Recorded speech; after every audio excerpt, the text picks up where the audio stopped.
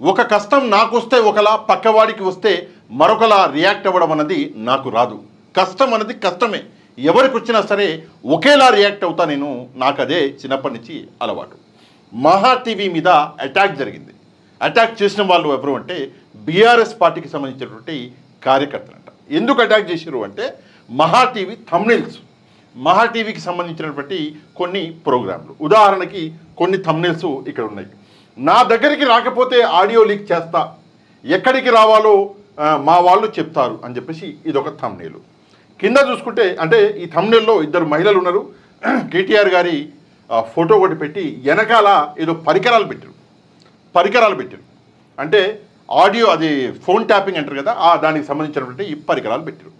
దాని కింద ఇంకొక మనం ఇక్కడ థంబ్నెయిల్ చూడొచ్చు, కేసీఆర్ కొంపలో ట్యాపింగ్ కుంపటి అని చెప్పేసి ఇక్కడ ఒక థంబ్నెయిల్ పెట్టారు. మళ్ళీ ఇక్కడ ఒక మహిళని ఇచ్చారు, వెనకాల ఒక ఫోన్ ట్యాపింగ్ కనిపిస్తుందా, ఫోన్ చేస్తున్నటువంటి ఒక వ్యక్తి కేటీఆర్ గారు కేసీఆర్ గారిని ఇచ్చారు. దాని పక్కన వంశీకృష్ణ గారు యాజ్ ఇట్ ఈస్గా ఆయనైతే ఉంటాడు. ఇక్కడ మనం చూసుకుంటే ఇంకో థంబ్నెయిల్, రాత్రికి రాకపోతే హీరోయిన్స్ మోడల్స్ కాల్ రికార్డింగ్ బయట పెట్టి అంటూ అని చెప్పేసి ఒకటి పెట్టారు. మరి అది సింక్ అవ్వట్లేదు, మరి వాళ్ళు చూసుకున్నారో లేదో మనకు తెలియదు. కింద మనం చూసుకుంటే మౌనం అంగీకారం, సిగ్గుందా ఆడవాళ్ళు ఫోన్ వినడానికి అని చెప్పేసి, సిగ్గుందా ఆడవాళ్ళ ఫోన్ వినడానికి అని చెప్పేసి ఇక్కడ చెప్పినటువంటి ఇక్కడ థంబ్నెయిల్ ఏదైతే పెట్టారో దాని మీద రాసినటువంటి పక్కన వంశీకృష్ణ గారు యాజ్ ఇట్ ఈజ్ కేటీఆర్ గారు ఇక్కడ ఒక మహిళలాగా వెనకాల ఫోన్ ట్యాపింగ్ సెటప్ పెట్టారు. ఇది చూసి బీఆర్ఎస్ కార్యకర్తలు రెచ్చిపోయి మహా టీవీ ఆఫీస్ మీద అటాక్ చేశారు. ఆ అటాక్ కూడా సాధారణంగా ఇది మామూలు అటాక్ కాదు. ఇక్కడ మీరు చూడొచ్చు, అగో ఇది అటాక్.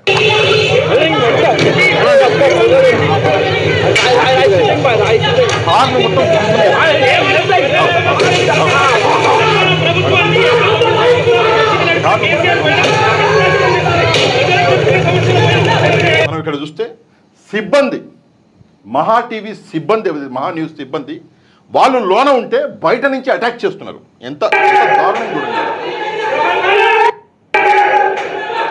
కొట్టి పలకూడదు, వీళ్ళు లోన ఉన్నారు సిబ్బంది. ఇది ఆఫీస్ కొట్టారు,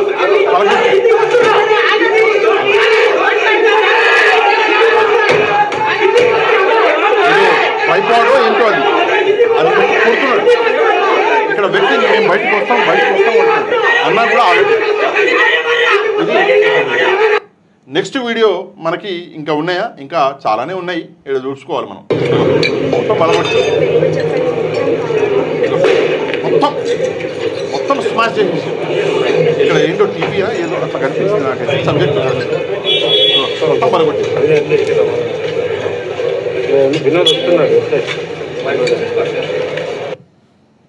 ఒక విషయం మాత్రం ఖచ్చితంగా చెప్తున్నానండి, ఏంటంటే మీడియా మీదికి దౌర్జన్యం చేస్తే, మీడియా మీద దౌర్జన్యం చేస్తే ఎప్పటికి కూడా నేను సపోర్ట్ చేయను. వాడు ఎవడైనా సరే కొంతమంది అవును ఇంత దారుణంగా థంబ్నెయిల్స్ పెడితే చూస్తూ ఊరుకోవాలా, అవును చేసిర్రు ఏం చేయాలి మరి అని చెప్పేసి కొంతమంది సమర్థిస్తున్నారు. నేను ఒకటే విషయం చెప్తా, అది మహా టీవీ అయినా అది సాక్షి టీవీ అయినా సరే, నేను సాక్షి మీద అటాక్ చేస్తే నేను పోరాడినా. సాక్షి టీవీ మీద అటాక్ చేస్తే చూడండి, సాక్షి ఛానల్ మీద అటాక్ చేస్తే నేను పోరాటం చేసిన. ఈరోజు మహా టీవీ సరే, మహా టీవీ వైఎస్ఆర్సీపీకి వ్యతిరేకమనో బీఆర్ఎస్ పార్టీకి వ్యతిరేకమనో వాళ్ళ మీద అటాక్ జరిగితే చాలా ఆనందపడిపోయే కుసంస్కారం నాకు లేదు.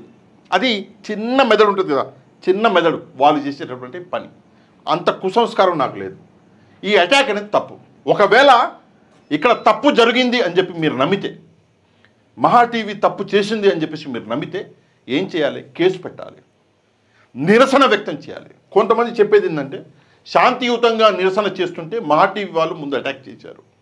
కనిపిస్తలేదు, అట్లయితే ఏం కనిపిస్తలేదు. ఎందుకంటే పాపం వీళ్ళ ఎంప్లాయీస్ భయపడి బిక్కుమంటున్నారు, బిక్కుమని చెప్పి డోర్ లాక్ చేసుకుని లోన్ ఉన్నారు. వీళ్ళు అటాక్ చేసినట్లయితే కనిపిస్తలేదు. ఇంకో విషయం ఏంటంటే ఇక్కడ బీఆర్ఎస్ పార్టీ కార్యకర్తలు రెచ్చిపోతున్నట్లు ఇక్కడ ఇది నిజంగా ఘోరం. మీడియా అన్నది ఏదైనా సరే, ఛానల్ అన్నది ఏదైనా సరే, ముందున్న వ్యక్తి సరే, ఇక్కడ నో డౌట్ మహా టీవీ తన లిమిట్స్ని క్రాస్ చేసింది, నేను ఒప్పుకుంటున్నా, చేసింది. కానీ లిమిట్స్ని క్రాస్ చేసింది అని చెప్పేసి వ్యక్తిగతంగా అటాకులు చేసుకుంటా పోతే అది కరెక్టా? బాబాసాహెబ్ అంబేద్కర్ గారు రాసిన రాజ్యాంగం దేనికున్నది? మరి ఈరోజు ఆ రాజ్యాంగాన్ని అపహాస్యం చేసినట్టు కాదా ఈ అటాకులు చేసి? ఒకసారి దయచేసి గమనించాలి. మనం ఎవరైతే మహా టీవీకి ఈ ఇట్లా జరిగితే ఆనందపడుతున్నారో వాళ్ళందరూ గమనించాలి. ఏమని అంటే, ఎప్పుడైనా సరే ఒక వ్యక్తి 10 మంది ఉన్న సమాజంలో 5గురికి మనం నచ్చితే 5గురికి నచ్చకపోవచ్చు, 8 మందికి మనం నచ్చితే 2కి నచ్చకపోవచ్చు.